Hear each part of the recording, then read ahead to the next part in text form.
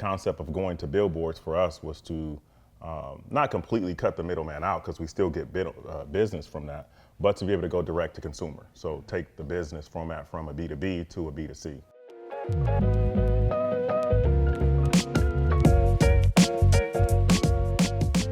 Welcome to this episode of Bourbon and Proof, where we share a lot of spirits over those who have been successful in both law and life. And we're very, very, very proud to have our co-host, obviously, Mr. Mauro Fiore. You introduced me first this time. Very rare, Bob. Thank you. Well, I had to remember because we haven't had a pour yet. Yes. But we have our esteemed guest on today, Mr. BJ Abron, coming to us from? Straight out of Compton. Straight out of Compton, wearing a t-shirt. And I guessed you were going to wear that, so I wore my Straight Out of Pittsburgh Raise It t-shirt from Steel City. I love Instagram told me I needed it. In fact, I did. And Mauro, what are you wearing? I'm wearing my Dodgers jersey, born and raised in LA, so, Dodger fan. And it actually says Fiore on the back. Yep, this was custom made I made it at Dodger Stadium when they used to make them for you there with your name on them. I don't know if they still do it. Did you know that Mauro sponsors the AAA affiliate of the Dodgers? I saw the Quakes, I right? wish it was AAA, single A. Oh, single A. Single A. The Ranch Cucamonga Quakes. So I get to go out there and fool around and it's minor league baseball. Anything I want to do. I had them do potato sack races and it's just nonsense. They do anything. It's minor leagues, and then I get to throw out the first pitch. Yeah. It's fun. I saw that. It's nice. I remember when they built that stadium out there, actually. Was that Jethawk? I was younger. It was probably they played Jethawk? teenagers. No, what did you say? The stadium? Yeah. No, it's called the Epicenter. Oh, nice. It's the Quakes. That's pretty cool. All right, well, we're going to jump right into before we hear about the life story of BJ Abron, and we're going to start with the California whiskey. We selected for you today, very proud to have, of course, our sponsor, the Booze Outlet. Nico, thank you. You should get all your booze from there. Pretty seamless. Now that Drizzly shut down, boozeoutlet.com. Yep. Make sure you spell booze and not one of Mauro's favorite words with a B and two O's. But this is a black truffle limited edition from Sonoma, aged 3-year rye, which I've never had before. All right. Because you're a very, very authentic man. Let's do it. Man. Let's try it. I'm still traumatized over the pickle whiskey from last time. We were just talking. You know who brought that pickle whiskey? It was fucking Nico from the Booze Oh Outlet. my God! I hope Give me this yours. is Nico. This better redeem Pickle yourself whiskey? from the pickle whiskey. Come on over here. This has to be good. I mean, it's truffles. Is there anything bad with truffles? I'm going to do a in it? little extra pour for me because I'm excited for today. Smells good. All right. Well, cheers. Cheers. Cheers. Thanks for having me on, fellas. Thank you for coming. Oh, that's good. That's good. really good. Smooth. Sometimes Look at the truffles are a little bit overpowering, but it's not really in this. It's very Oh, subtle. that's very good. Oh, now I taste the truffles. You can taste it at the end. Once it sits in a little bit. Oh, nice. Wow. Straight out of California, just like BJ Abron. So, BJ, tell us. You came from humble beginnings in Compton, right? So, I mean, Yes. now you're on the billboards of LA. Well, I could ask you, if people are watching, we can drop in actually the billboard we saw. It's actually a really good one, and I think BJ is probably the only real trial lawyer that's on billboards that gets, 7-8 figure verdicts all the time. But did you do it just because, you're single, looking to mingle? Is that the... Wow. Can I plead the fifth to that question? Yes, you can. I am He's single. though. raising his profile. No, it was, my business strategy, you guys know my business strategy, similar to you guys, is we get cases from other attorneys, right? We specialized in a certain skill set trying cases, and so most of my cases, 85% of my cases as of now, comes from other attorneys who are able to get cases however they get them. And then when it gets to a certain point, whether it's just litigation or they work it through litigation, work it up, and then it has to go to trial, then I'll get a phone call for that. Of course, that comes with paying out referral fees. And so sometimes we're paying out massive amounts, and the concept of going to billboards for us was to not completely cut the middleman out, because we still get business from that, but to be able to go direct to consumer. So take the business format from a B2B to a B2C.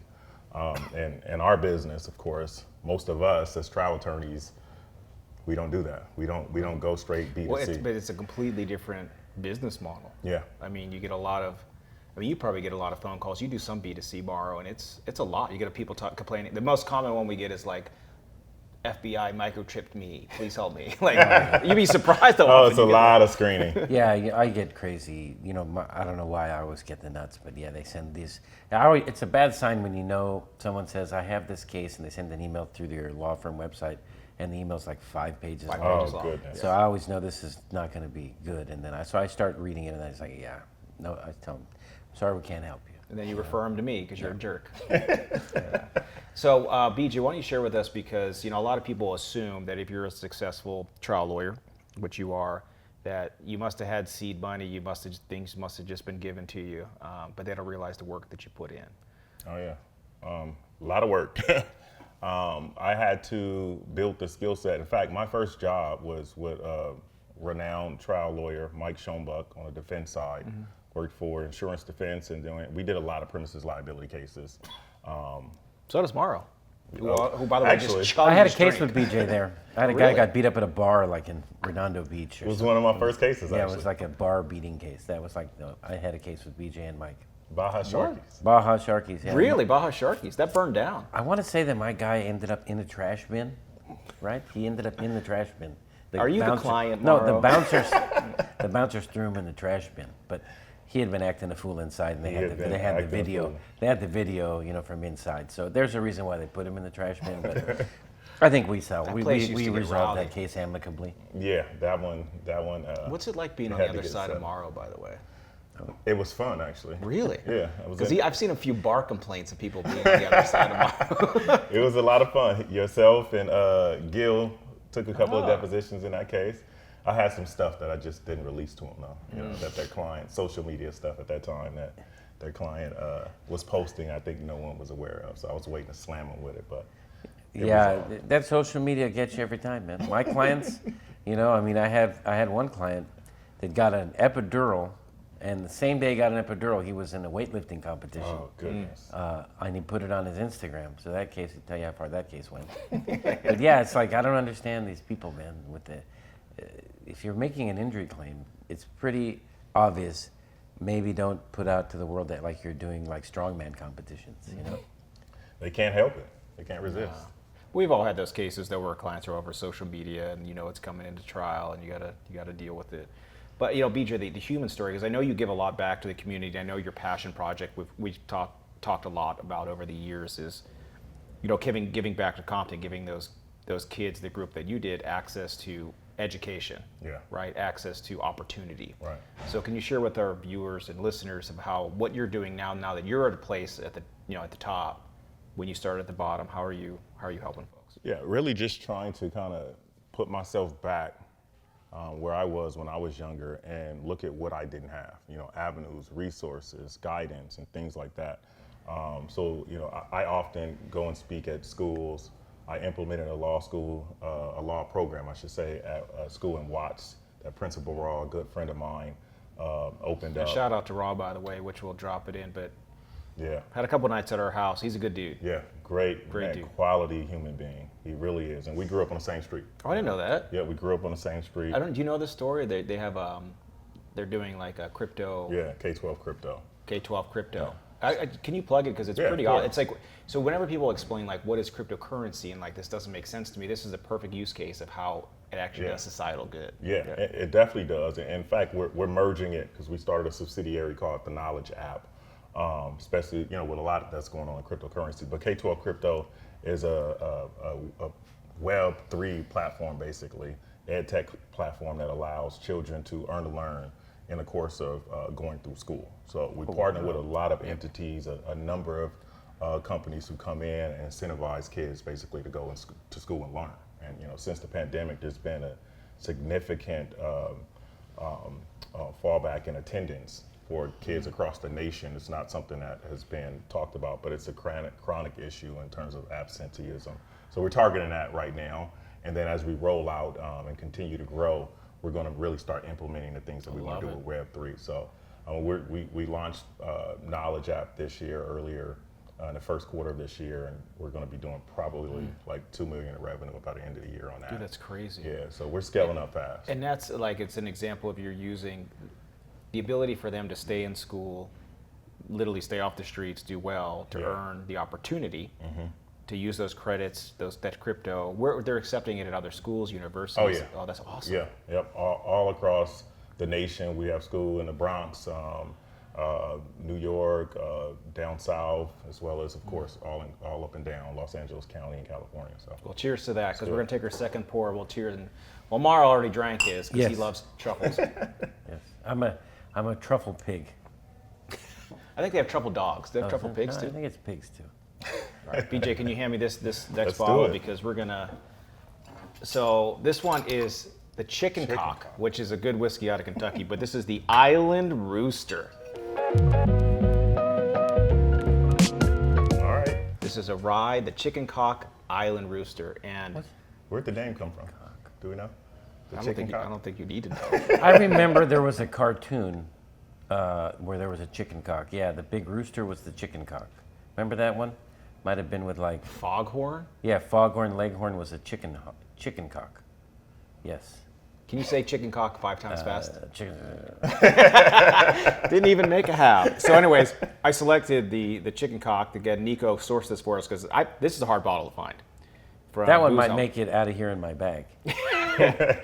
You're such a thief. But anyways, chicken cock, the Island Rooster, because BJ is the perfect example of somebody that gives everything back when he earns. So BJ had a couple big verdicts, very big, that got paid, and the first thing he did was took his entire family to the islands. Was it the Bahamas? Turks and Caicos. Turks and Caicos. Yeah. Took them all out. Yeah. And then It's that's true. whenever, It's true. this time last year, we're filming in June in LA. By the way, shout out to Charles Liu, Bike Shed. Shout out to Tom Hardy letting us use his private bar. We promise not to sample too much. It's amazing. in here. And Tom Hardy's new movie just came out. What was The it? Bike Riders. It's a motorcycle movie. That explains why all the bikes are gone in the bike shed. There's only Yeah. like 5 left. There's a big motorcycle movie just came out last weekend. So this time last year, July of last year, maybe June, BJ was with his family, taking them all out because that's what you do. You give back. And Mara and I were like, "Hey, we're in Ibiza. You want to come over?" And BJ showed up in Ibiza. That was a Well, good I time. mean, no, it wasn't. No, Bob From one told island me, to another one. I Bob never told you. No, Bob told me. He said, me and Bob were in Ibiza, and we were hanging out, and he said, "I have a special guest coming tomorrow." I was like, Mara. "You can have a special guest coming to fucking Ibiza, man. This is not like, it's not Who's like a dropping special, in Ibiza? not like a special guest coming to your house for dinner." It's like, "What do you mean a special guest?" He goes, and I'm like, "Do I know him?" And he's like, "Yeah, you know him." So me and Bob played like 20 questions for like 2 days. He fucking wouldn't tell me. He wouldn't tell him. So you found out when I walked into So the then hotel. finally he said that he's here, and then I was in the pool and I looked and I said, "Fucking BJ," what the hell?" So that's when I found out was Bob wouldn't reveal your identity. Bob always has a special guest on vacation. It's true. But we, first of all, cheers to this. Cheers. Cheers. Almost a year since then. It's almost a year. You can come back this year if you want. I just remember that like the first day we went to Formentera to have lunch, Oh, this is that fantastic. was good. and it was the hottest, most humid day in like the history of Ibiza. I was dying. It was so hot and humid. We were like literally holding ice in our hands and Yeah. our necks. Yeah, that was a good time. I don't. Yeah, That it was Food a was good time. good. Yeah. Boat ride. Boat ride. We were watching the episode. We have a good video of BJ being like 007 coming down under the water with that. This is really good. Yeah. This is sweet, little sweet. Yeah, but they age this one in Caribbean rum bottles. Oh, that's why it tastes rum like barrels. Yeah, so it's pretty Yeah, good. it's very. This would be really good. Just like on the rocks, it'd be great. Sipper. Oh yeah, this is a good sipper. So BJ, now Yeah, I like it. can you share everybody just your kind of education, because you went out of law school, you went and worked for a defense firm. Mara and I are pure bloods. We've never done defense. When you go in church and you do like the sign of the cross and do the holy water dip, you probably sting a little bit. Mara and I do not. I And then- crossed over. Yeah, and then when did you cross over? I crossed over in 2017, actually. Wow. Seems like it was earlier than that for some reason in my mind. No.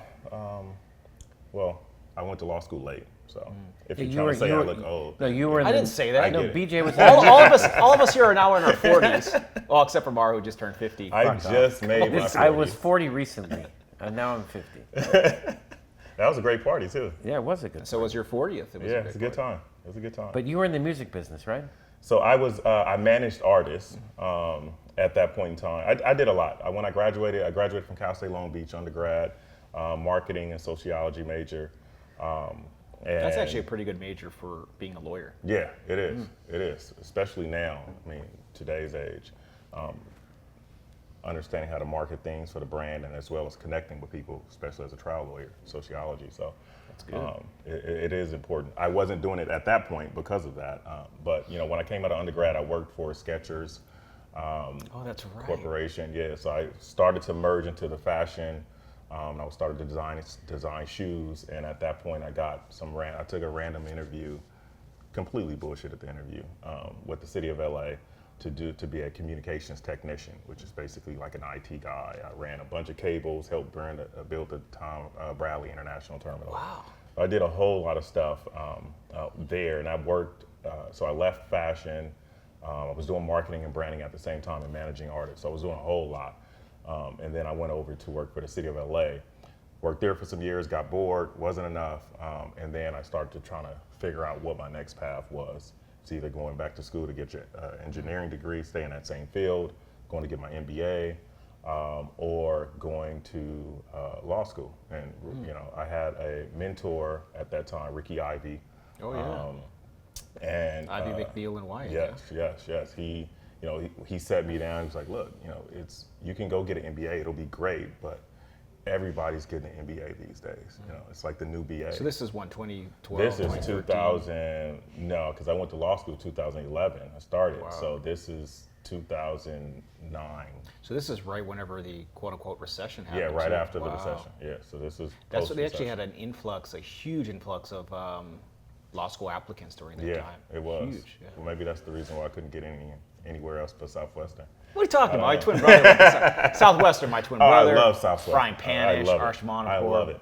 I love Dan Kramer, Yeah. Sienna Collado. There's a ton of trial lawyers came to Oh yeah, Southwestern. 1,000%. In fact, I wouldn't have become a trial lawyer if I didn't go there. Wow. Yeah. So I made the decision to go to law school, and like I said, I was planning on being an entertainment lawyer, to be honest. And Which is all just contracts and bullshit. Yeah, and yeah. babysitting, by the way. Any sports agent for entertainment, you're babysitting and doing contracts. that's exactly what it is. It's terrible. It's terrible. I was good at it though. I'm good at reading through agreements. That was like just something I just had a knack for. But I tried out for our trial team, the trial lawyer, what was it, trial advocate honors program at Southwestern. And I made the team, and I started learning how to connect and speak publicly. And I found out I had a passion for it, that I love like trying cases, but before then I had never wanted to be a trial lawyer. I never thought about it. But at that point I realized like, hey, I wanted to try cases. And so that's when I started to actually learn about personal injury cases. Because before, all you heard about was, ambulance chasers or all this negativity around it. But I learned quickly, like if you want to try cases, civil cases, this is actually where the trial lawyers reside. That's it. Yeah. I mean, For the record, I've never chased an ambulance. well, we can tell. I might have. I might have maybe walked fast behind one, but chasing never. So, by the way, why number 54?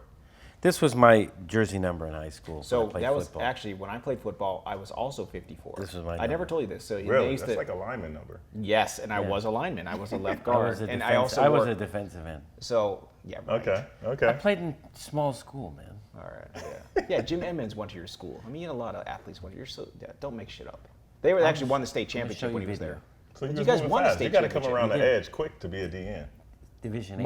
Marl's very quick. Very fast, very fast. You ever watch him as an athlete? He's very quick. Division What's your 8. 40 time?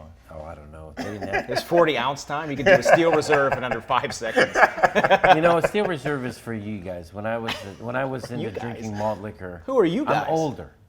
We used to drink King Cobra, no steel Oh, reserve. goodness. Cobra.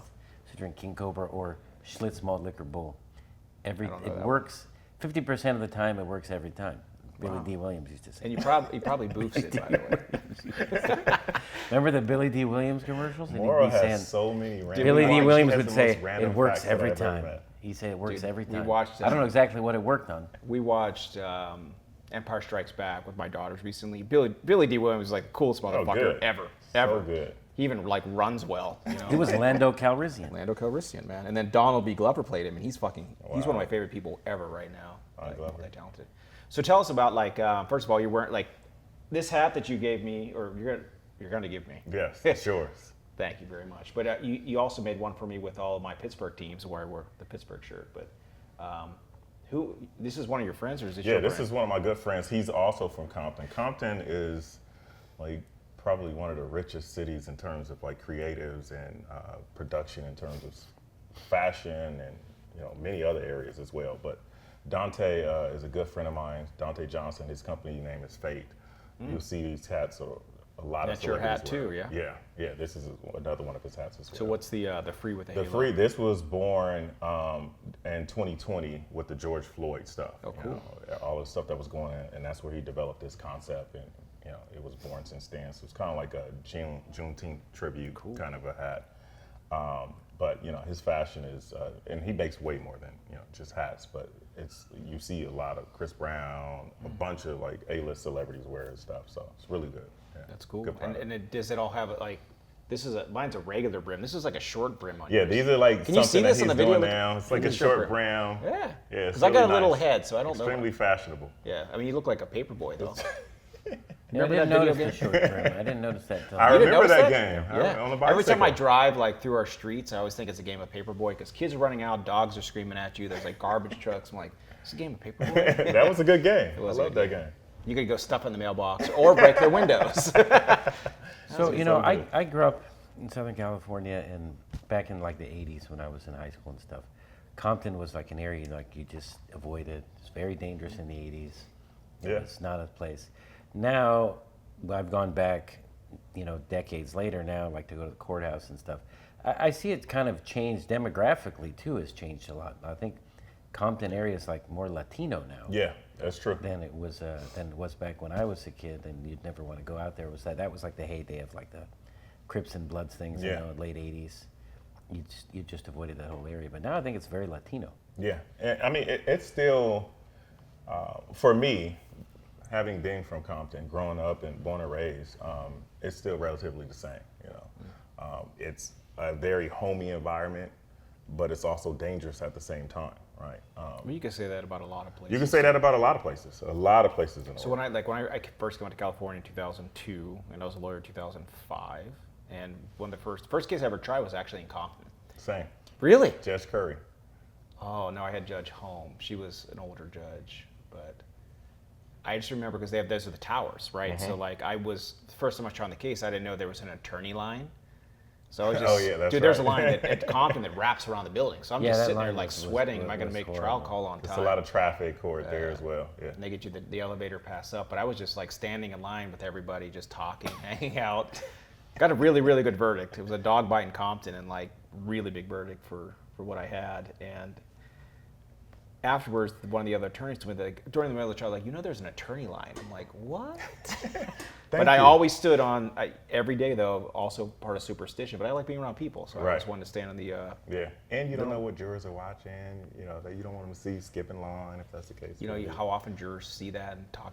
So I tried a case a couple weeks ago, and during jury selection, she ended up being a juror, one of our key jurors. They asked this, defense lawyer, who hates corporations? They always ask that shit. We always ask it too to preempt it. This one girl raises her hand. She's like, I'm not going to say it's like a corporation thing. She's like, I just got to tell you my observations. She's like, when I look, we're all the jurors, we're out in the hall, we're just like waiting to be called and stuff. And she's like, this side of the table, she points to all of us. She goes, you guys seem very close. You guys are hugging each other. You're like in sync. She's like, I look at you guys and it's very like corporate and cold. And I was like, and you could feel like the whole juror, yes. oh God, all the jurors are kind of like shaking their head because it was weird what was going on over there. And I was like, yep, you nailed it. Perfect. Say more. Please say yeah. more. And I was like, but can you still like be fair to them? She's like, I can be fair. I'm like, good, that's all I had to ask you. You're good with that? Okay, we're good. Did she remain on the jury? She ended up being an alternate, and she's one of the 4 alternates, and you always, with our judge, you flip a coin. Or no, you pull a number out of a hat. Yeah. And she was 4, alternate 4. She was the first one in. Juror got sick, she's in. I was like, oh, here we go. Wow, that worked out. Worked out very well. But yeah, How you was got to she know on the people. verdict? She was 100% on. Exactly. There you go. Yeah. They But you should've read got rid people, of her. man. Yeah. So. Yeah, that's what we do. I mean, that's a big part of what we do. That's one of the things that actually attracted me to this because I think naturally I'm very intuitive in terms of like reading people, good quality people, evaluating who's who, right? That's just something that you kind of grow up and you learn, especially growing up where I grew up. You have to learn that quick and fast. Otherwise, you can find yourself in some very compromised positions. Oh, now I remember 54. I wore the same number in basketball when they used to chant 54, eat some more. I was a bigger kid in high school. Now, yeah, bringing back memories, man. What? Oh yeah, 54. I'll be in the free throw line. 54, eat some more. You were like a Oh, yeah. big dude. I was a big dude in high school, yeah. But I would ice free So throws. you had a jump shot though. I would never. played basketball. I will not leave the floor. My jump shot. If you watch me play, because I was this tall when I Your was toes like at best. 5th grade. I was this big, so I was. He has I a was set shot. set shot. Right. He's played. It's pretty marvelous. He's like Bob Cousy. Really? Set shot.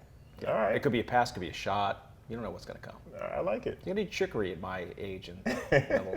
Mark, can you give us our last pour here? As Oh, we, absolutely. So this is a Basil Hayden dark rye. Bob is a big rye drinker, as you know, so I know this is a Bob pick. And Basil Hayden is a Jim Beam product. Jim Beam which product. is, you know, Jim Beam is one of the oldest continuously made bourbons in the United States, and this is their high-end stuff, the Basil Hayden. So Jim Beam actually, they purchased a lot of like barrels that were kind of abandoned, and they repurposed them, and that's how they get a lot of their line. Is the whiskey lines that don't do very well, they'll just buy their barrels and they'll Wow. rename them. I didn't know that. Or they'll let them age for more years, and they I do a didn't lot I know of think it's one of the biggest ones. But orphan barrels, they call them. I think yeah, that's true. But look at the color of this, by the way. Look at this. Very dark. He didn't even cheers us. This pig. Yeah, he's just ready. It's going Cheers, at my it. friends. Cheers, my dears. Goodness. Oh, here we go. You know, so BJ, so then you go and work. I know taste you. how good that is. It's really good. These These three have been outstanding. This is one of my. That was a good order, actually. One of Not my yet, because I top picked three. that one last because it's more of like a dessert whiskey, even though it's probably 50%. Yeah, it's really good. So then you went and you worked at Mike Alder's office. I remember when you Yes. were there. You learned some trial lawyer stuff there, Right. I'm sure. Yeah. And then what year did you go out on your own? I went out on my own. It was horrific timing. Who knew? But it was 2019 at the tail end. So I didn't know, especially putting yourself as a trial lawyer, we need trials to be going forward. And then the pandemic was yeah. around the corner, you know. So Because a lot of people don't know, like trial lawyers who usually take a percentage of the fee to Yes. try a case. So it's not like you're getting a retainer. right, exactly. You got to win, you got to earn. Yeah, I mean, well, but before you can do any of that, there Gotta be has to be a trial. trial date. Has to be a That's trial it, date, yeah. right? So you have to get there. And so when the pandemic happened, all trials went off calendar. So I had to figure out a way to survive, you know. And obviously, you know, I was a founding 50 in JHQ. Yeah. That was a blessing that, you know, I was involved timely. Bob gave me some cases to work on. But I was None able, against Morrow, though, because you None guys against are on the Morrow. same side now. Now we're on the Yeah, same side, yeah. very true. Even though I don't know. That first, you know, that first. One of our friends, we're on a joint text with one of our friends that he's suing one of his other friends, so it's like a whole thing right now. Yeah. It happened yesterday. Yeah, I was like, dude, well, maybe you can just lean on him and get him to pay, you know? That's his solution, is lean on him to pay, not like, Yeah. oh man, I'm sorry. It's just like, yeah. Oh, man. Have you tried a case of Morrow? I have not, but I've watched him in trial. And Morrow's I actually a gotta try a fabulous case trial of lawyer. Morrow. He's tried more cases than me, actually. More than all of us combined, probably. I enjoy trying cases. It's fun, and I'm as always myself. You know. Yes. And, like I tried a case with Connell Doyle, who we're all friends with. Love Connell's a real straight guy, you know. Mm-hmm. So but he knows how I am. So I'm surprised why he was so shocked by the way I was in trial, because I didn't change how I am. Morrow's the type of guy they make movies about because he's like sleeping at council table. They hit him with a newspaper, he wakes up, oh, and crosses Goes witness, across. goes. Yeah. So he was like, man. He was like, I was like, you know, making. You know, talking to the jurors during the trial and stuff. You know, I mean, I get away with whatever I can. You know, but Connell was just so pissed. What is this? You can't do that. Goodness. You know, I mean, you I hope know, those verdicts were paid. I'm a habitual line stepper. Yeah, if they weren't, they're gonna have some problems. Yeah. Habitual line stepper. So yeah, Connell wasn't thrilled with that. But I mean, you just know that I'm gonna just freestyle a little, you know. So was Connell on the trip to Ibiza with you, or he was with us No. right before that? Yeah, no, Connell wasn't there when I was there. Yeah. Yeah. I love Connell. Connell's one of the best trial lawyers. He also, I mean, he has one leg. Yeah. So we were carrying him in out of the boat to go to Yeah, throw him on my back. he threw him on his back like it was carry him on the Formentera. It was like C-3PO getting carried by the Wookiee. That reminded me of that exact thing. pretty funny. Oh, It that's was. hilarious. Morrow's strong, man. Like I was very impressed by that. Walking through sand with Connell Doyle on his back. Yeah. Well, I probably had a couple drinks in me. Do you think? Yeah, at least a couple of drinks. But you know, that first part of 2020, that pandemic, like when you started your own office, was a crazy time. You know, no one really knew what the hell was going on. Everyone was trying to figure it out. You know, the insurance companies were trying to figure it out. Should we pay? Should we wait? You know, what's going to happen? On our end, of course, we were all huddling and trying to figure out different ways to help move the cases forward, generally speaking, and help our clients, because our clients are sitting obviously in pain. They're suffering. Their lives have been changed, so we're all trying to figure things out at that point in time. So it was a tough time for everyone, but it allowed me to reflect and actually hone in on my practice a little bit more. So it was a good time for that. And then once we started to try cases, rest is history. Got in there, started doing what I knew that I could do. But I think you, to your credit, you held these cases rather than settling at a discount, which they wanted to do.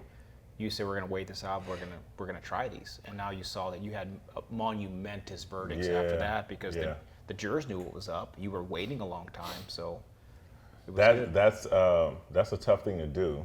It is tough, especially if you don't have money coming in. Exactly. It's a big. But that's what we do. We are risk takers. We take risks, of course, not just for ourselves, but for our clients. We bear those risks. Because we're funding the cases, we're dealing with our time and our staff and everything like that. So it was definitely a risky thing to do. But once you do it once, then I guess it's kind of like, hey. What's this tattoo here? This one?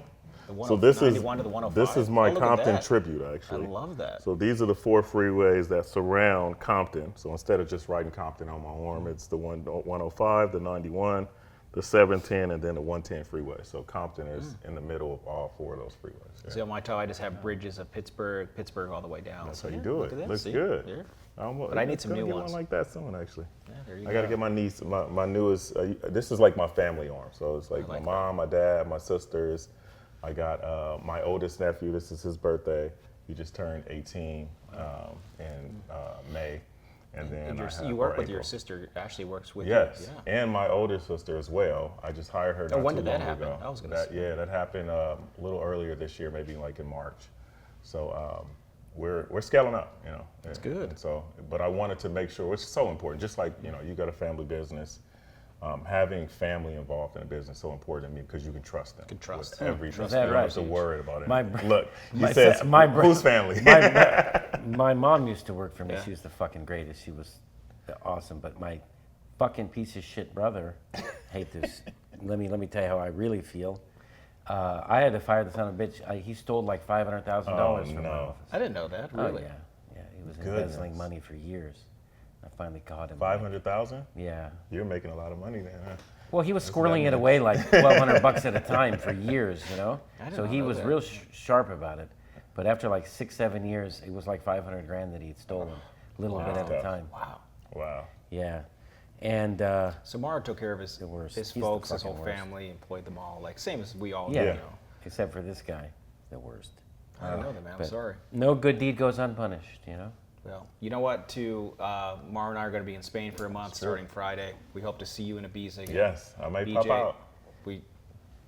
According to Chicken Cock, you're going to be there. Have a couple more drinks. He'll book his flight today. I'll be there. I'll book it today. So as we, as we end the episode here today, BJs, we just want to know, like, first we're going to ask you to pick your bourbon of proof. But before we do that, I want to know what are you passionate about? We talk a lot about this. Is you're earning for a passion. Like, what are you trying to do with your life? Yeah, and that's, for me, that's something that's always changing, or morphing. It's a core value, and that's giving back to the community. It's just like something I've always been passionate about. I spent time. I grew up just like anybody else in Compton. I was involved in the streets and all kind of different things at certain points in times. But for me, it's always been trying to give back and leave a certain impression on a community. And so I appreciate you guys too. Just the fact that we're sitting here on a lawyer's podcast. I got my tattoos out. You guys got tattoos out. We're in T-shirts, not in ties, and but that's important for people to understand that we're humans. We're not just machines and tuxedos and shirts and ties and You suits. do look good in a tuxedo, though. I do look. I think I do okay. I think I do okay. Even though I don't have everything up here like I used to, but I still do okay. But you're one of those guys that looks good bald. You look good. Yeah, we'll see. I think might my head's all oblong. I'm just kidding. I'm just kidding. I know some folks that did that. Yeah, my head's all weird shaped. If I went bald, I think you'll be I'd all have right. to be wearing a wig. You'll be all right. I get a nice wig. But yeah, giving back is the core. It's the value. So I appreciate the things that you guys do too, that allows other attorneys to say, hey, I can be human. I can be me. I can be whoever I am. And I think that's the most important thing, to be authentic, especially as a trial lawyer, because jurors, they understand it. They can see through that when you're being fake and being somebody 100%. else. So, cool. I mean, if you ever saw Nick Rowley in trial, yes, Nick has real authenticity to him that the jurors really they believe what Nick is saying because he's truly authentic. Nick has a really amazing way about him in trial. Yeah. Anyone who's never seen Nick in trial, if he's in trial, go see it. Yeah. Because it's pretty amazing. That's like method acting, where he's so into it. Like, Nick's I gotta turn amazing. it off, man. Nick's amazing. It's good though. It makes you think about a lot. Yeah. Cool. All right, so the last shoot, BJ Abron, you got to pick your bourbon of proof. We had the Sonoma Truffle Rye, Black Truffle Rye. We had the Chicken Cock, the Caribbean Asian Rum. We had the Basil Hayden Dark Rye. What's your bourbon This of is a proof? tough one this week. These are all good. These are all really good. Yeah, they're good. I gotta go with the Basil Hayden. Really? Yeah. Man. Me, you know I what? like the Basil Hayden, but I also think I I'm with like you. Basil Hayden. You But like- I've I never know had that. this. I've Yeah, never had this. This is my favorite Basil Hayden product. Never had This is one that you can go to Mastro's and order with the steak. Yeah. Yeah. Well. All right. Well, BJ, thank you have for that coming in on, mind. man. We appreciate you coming on this episode of Bourbon of Proof. And again, credit to you. And we got to get a shoe shot because you wore. Look Oh at man, this. if I would have known you guys were going to do this, I would have wore something a little bit different. These are nice. Look at Mark. He actually was an adult today. He didn't wear his Gucci slippers. They look good. Those are nice. It's the worst, man. They're not slippers. It's the worst. You got the furry slippers? Yeah. He's got the fur. Yeah. He likes furries. So. They're mules. They're He's actually mules. he goes to They're furry. He mules. goes to furry conventions. It's weird. Did you know I used to be a furry? That's another episode. I'll go for another episode. That's a really dark rye episode. All right, good.